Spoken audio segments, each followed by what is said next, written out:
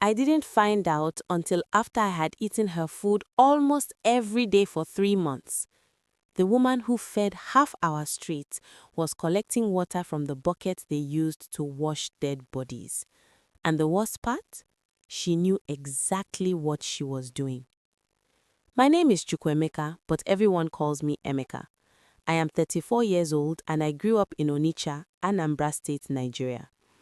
I want to share this story because even now, years later, I still feel sick when I think about it. And I need people to understand that evil does not always look scary. Mama Chisom was our neighbor on Oguta Road. She had a face that made you trust her immediately. Soft eyes, a wide smile, always a wrapper tied around her waist and a scarf on her head. She sold food from a small table outside her compound gate every morning and evening. Her pepper soup, her ofe onugbu, her white rice on stew. People walked from 3 streets away just to eat her food. I moved back to Onitsha in 2017 after losing my job in Lagos. I was staying with my uncle and money was very tight. Mama Chisom's food was cheap, 150 naira for a full plate of rice and stew, when other women were charging 300. That alone should have made me ask questions. But I was hungry, and her food tasted better than anything I had eaten in a long time. My uncle warned me the first week. He said, "Emeka, that woman is too generous. Nobody sells that much food for that little money and still smiles every day." I laughed at him. I told him he was just suspicious of people because he had lived in Onitsha too long. I kept eating her food. My uncle never touched it. Mama Chisom had a daughter named Chisom, obviously, who was about 19 years old. Chisom was quiet and rarely came outside. When you greeted her, she would just nod and go back inside. I thought she was just shy or that her mother kept her busy. Some people said Chisom had mental problems. Others said she was just unfriendly. Nobody really thought deeply about it. The compound where they lived was an old one with a brown zinc gate. You could see a little into the yard from the road when the gate was open. There was always a large black pot on a fire, always steam rising, always the smell of something good cooking. The yard itself was kept clean, no rubbish, no clutter, just that big pot and Mama Chisom moving around it like she was dancing. In our area, water was a serious problem. The government taps had not worked properly since I was a child. People either bought water from the tanker man, used boreholes, or found other ways. Mama Chisom always had water. She had big yellow jerry cans lined up along her fence, always full. I remember thinking she must have money to keep buying from the tanker man every day. She never complained about water like the rest of us did. When the tanker did not come for 3 days and people were fighting over the borehole, Mama Chisom was calm. Her cooking never stopped. Her pots were always full. I remember watching her pour water from one of those yellow cans and thinking, this woman is well organized. I respected her for it. The person who eventually exposed everything was a young man named Obiora. He was maybe 22, thin, with small eyes that were always watching everything. Obiora was not particularly liked in the neighborhood because he talked too much and always had his nose in other people's business. But God uses the person you least expect. Obiora worked part-time at the government mortuary on Hospital Road, not as a mortician, just as a cleaner and general helper. He had been working there for almost a year before anyone connected what he did at work with what was happening on our street. The connection, when it finally came, destroyed everything. It started with a conversation I overheard at the borehole. 2 women were talking in low voices. One of them, I think her name was Nkechi, was saying that she had seen Mama Chisom's jerry cans near the mortuary fence very early in the morning. Not once, several times. I stopped walking when I heard that. I stood there pretending to check my phone. Nkechi said she had not thought anything of it at first. She thought maybe Mama Chisom had a relative who worked there, or she was using the outdoor tap that was sometimes left open at night. Lots of people in that area fetched water from that tap when their own supply ran dry. But then Nkechi said she went closer one time, and the cans were not near the outdoor tap. They were near the back section, the section where the bodies were washed. I went home and said nothing. I told myself it was just gossip. Women in this neighborhood love to talk. Mama Chisom was a good woman, a hard-working woman. She had been feeding people on this street for years without any problem. I was not going to start suspecting her because of something Nkechi thought she saw early one morning. But that night, I could not sleep properly. I kept thinking about the water, about how much water she used every day, about how her yellow cans were always full no matter what, about how cheap her food was, about how it always tasted so rich and deep, like there was something extra in it that you could not name. I pushed those thoughts away. I told myself I was foolish. The next day I went to eat her food as usual. She served me a plate of egusi soup and eba. I sat on the small bench she kept for customers and I ate. It was as good as always. She smiled at me the whole time. She even added extra meat without me asking. I smiled back and told her the food was too good. She laughed and said, "Na God do am, my son." I went home full and satisfied. But something had shifted in my brain. A small, quiet alarm was ringing somewhere inside that I kept trying to silence. I noticed for the first time that she always fetched water herself. She never sent Chisom. And she always went very early, before 5 a.m. sometimes. I know this because I'm a light sleeper and I sometimes heard the gate creak in the dark hours of the morning. About 2 weeks after the borehole conversation, Obiora came to my uncle's house. He and my uncle knew each other from their church. They sat outside and talked while I was inside trying to sleep. I was not trying to listen, but our house was small and the window was open. I heard Obiora say to my uncle, "I think something is wrong with that Mama Chisom woman." My uncle said, "What do you mean?" And Obiora told him. He said at the mortuary where he worked, there were large plastic drums and buckets used for the washing of bodies. After each washing, the water was supposed to be disposed of in a specific drain outside. But Obiora had noticed for months that the water level in those drums was sometimes lower than it should have been, even before he disposed of anything. He thought it was evaporation. Then one morning, arriving earlier than usual, he saw Mama Chisom. He said she was filling her yellow jerry cans directly from the used washing buckets, not the clean drums, not the tap, the actual bucket used to clean the bodies of dead people. He stood there and could not move. She saw him. They looked at each other, and then she said to him, quietly, "You did not see anything." She put some money in her hand and walked out with her cans. Obiora said he took the money because he was scared. He said the way she looked at him was not normal. It was flat, like she was not fully human in that moment. He kept the secret for weeks, but guilt was eating him. He said he had been eating her food too before he started working at the mortuary.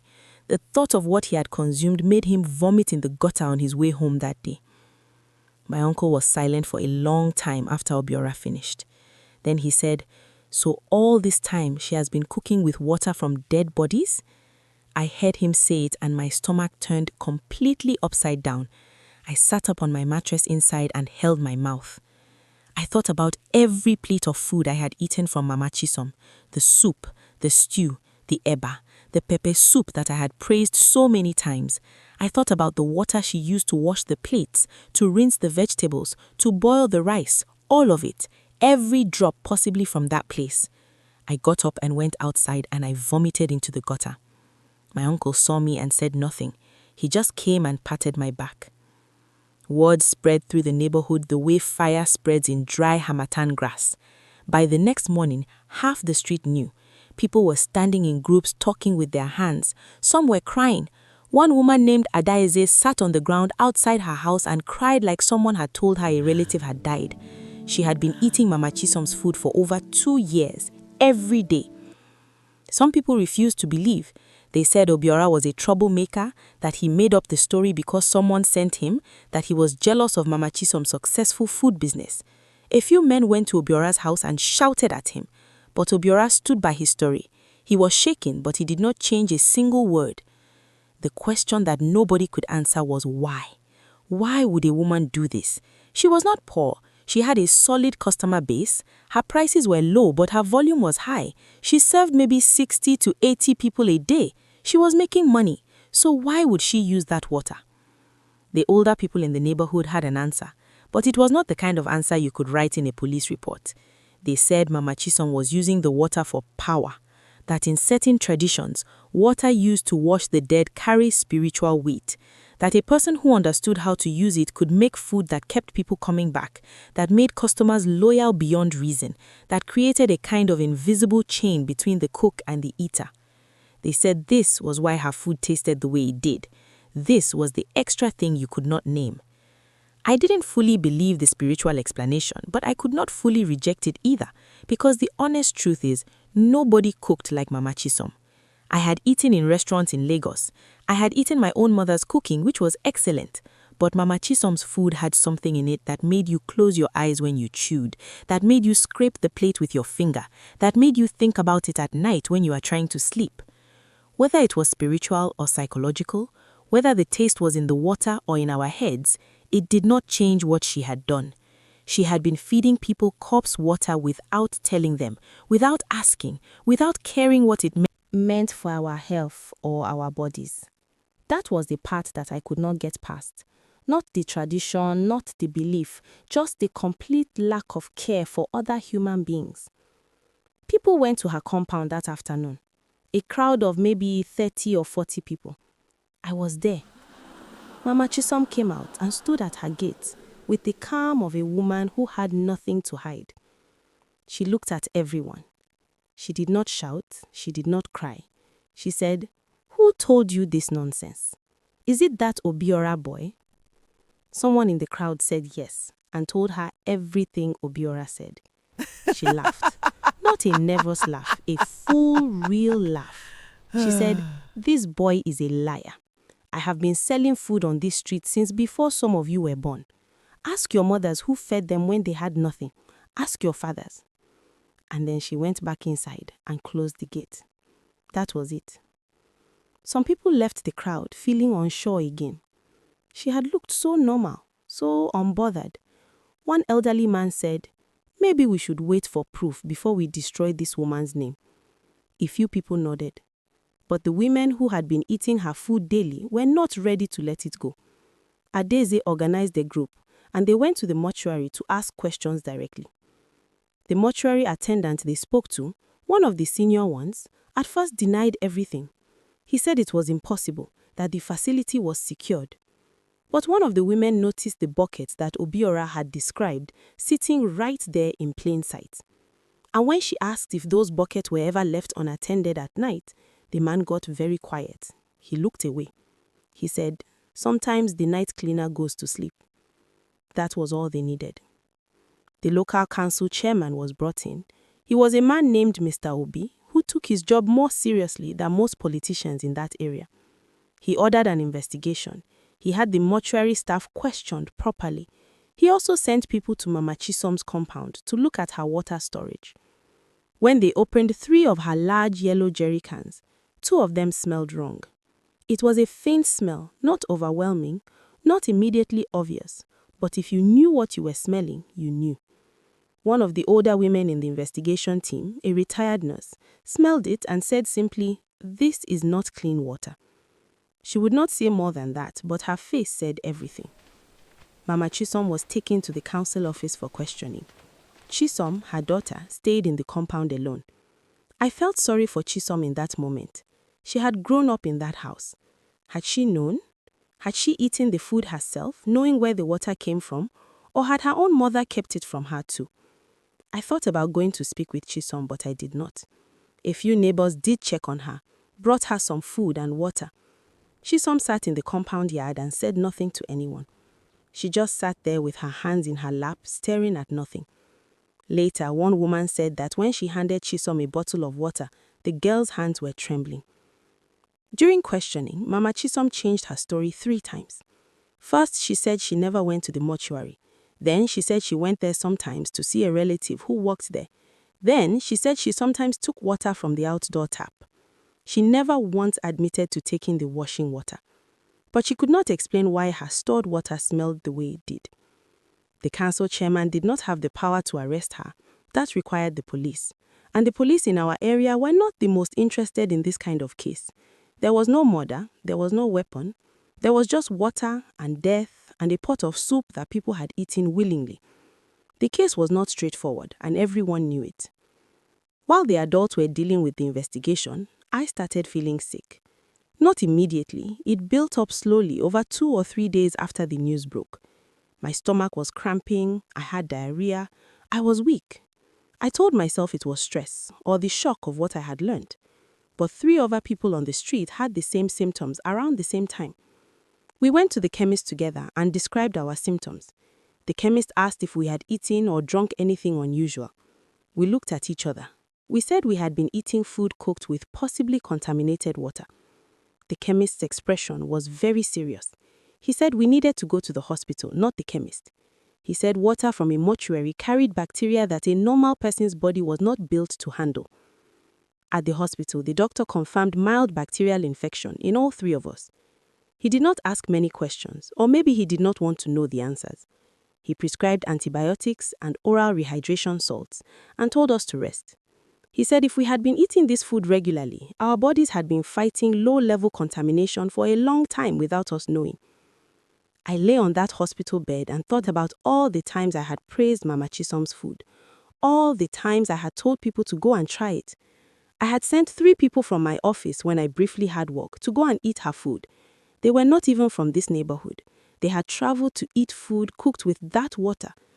I tried to call them afterward. One picked up, the others did not. I still think about them.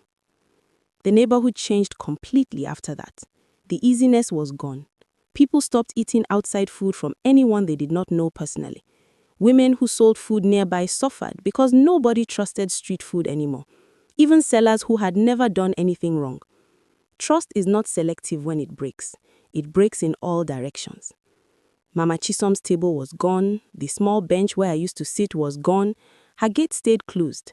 You could still sometimes smell the smoke of her fire from over the fence, which made people angry. Some thought she was still cooking to sell somewhere else in another area. A man named Festus stood outside her gate one evening and shouted that she was a witch and should leave the community. Others joined him. It got loud and ugly. One night, maybe 2 weeks after the story broke, someone threw stones at Mama Chisom's zinc roof. Big stones in the middle of the night. The noise was enormous, like a thunderstorm on metal. I heard it and sat up in bed. I heard Chisom scream inside the compound. The stones kept coming for about 5 minutes, then stopped. Nobody was arrested for the stone throwing. Nobody even tried to find out who did it. I felt 2 things at the same time, something like understanding, because people were angry and scared and had been violated in a way they could not fully name, and something like shame, because Chisom was in there too, a girl who had not chosen any of this. The stones did not care about that difference. Obiora became both a hero and a problem after this. People thanked him for speaking up, but also resented him, the way people sometimes resent the person who delivers terrible news, as if the news is their fault. Some people spread a rumor that Obiora had made the whole story up to destroy Mama Chisom because she had once refused to give him food on credit. I knew this was not true. I had heard the original conversation. The pain in his voice that night was real. Obiora eventually stopped talking about it publicly. He said people's reactions taught him a lesson about how communities punish those who expose uncomfortable truth. He said to me once, "Emeka, in this life, sometimes it is better to stay quiet." I told him I disagreed, but he shrugged and said I was young. A health official came to the street about 3 weeks after everything. He gave a short talk about waterborne diseases, about how to identify clean water, about what to do if you suspected contamination. People listened politely. A few people asked questions, but I could see in their eyes that they were not really there. Their minds were elsewhere, going back and back to all the meals they had eaten and could not uneat. The official left pamphlets. Most of them ended up on the ground by the next day. I kept mine. I read it that night. It listed the kinds of bacteria found in water that had contacted decomposing biological matter. Reading it while knowing what I had eaten was one of the worst experiences of my life. I folded the pamphlet, put it in my bag, and did not open it again. Mama Chisom left the neighborhood quietly about a month after everything. No drama, no confrontation. One morning, the brown gate was open and the compound was empty. Someone said she had a cousin in Owerri. Someone else said she had gone to her hometown in Oguta. Nobody knew for certain. She just disappeared the way smoke disappears, gradually, then completely. Chisom did not go with her. This surprised everyone. Chisom was taken in by a church woman on the next street who had known the family for years. I saw Chisom a few times after that. She looked thinner, more closed in than before. She never spoke about her mother.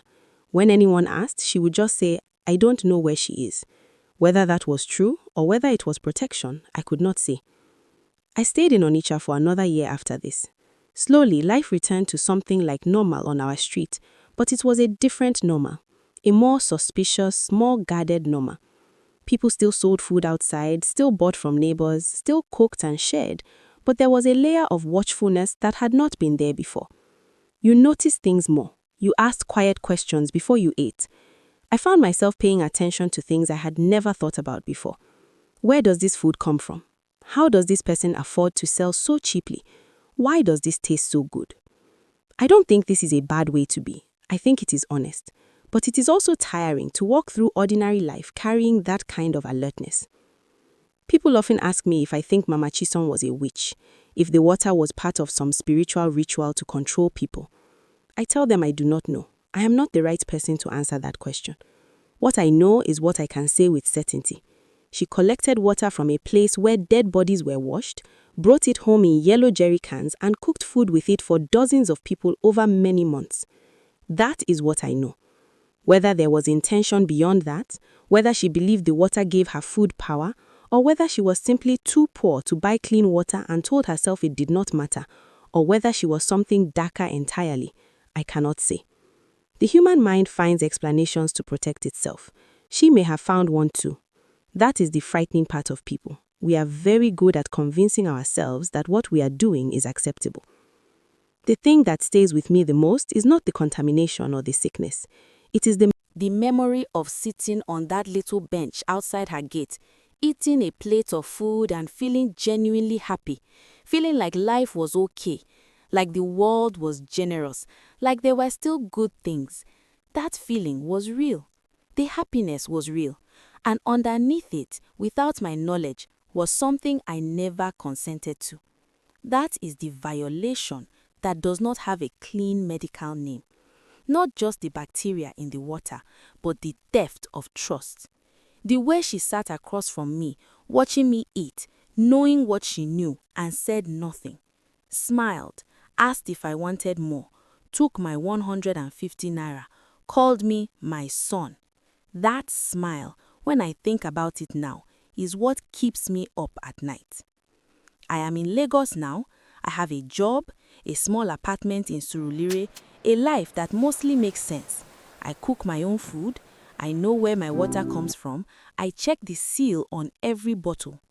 My friends laugh at me sometimes and say I am paranoid. I let them laugh because I know that what happened on Oguta Road is not unique. It has happened in other forms, in other neighborhoods, in other cities. Evil does not announce itself. It does not smell bad at first. Sometimes it smells like the best food you have ever eaten. Sometimes it looks like a woman with soft eyes and a wide smile who calls you my son and adds extra meat to your plate without you asking. Be careful of generosity you cannot explain. Be careful of the taste you cannot name. And if someone tells you something that disturbs you about a person you trust, do not throw away the information just because it is uncomfortable. Your uncle might know something your hunger does not want to hear. If you enjoyed this story, kindly like and follow for more interesting stories like this.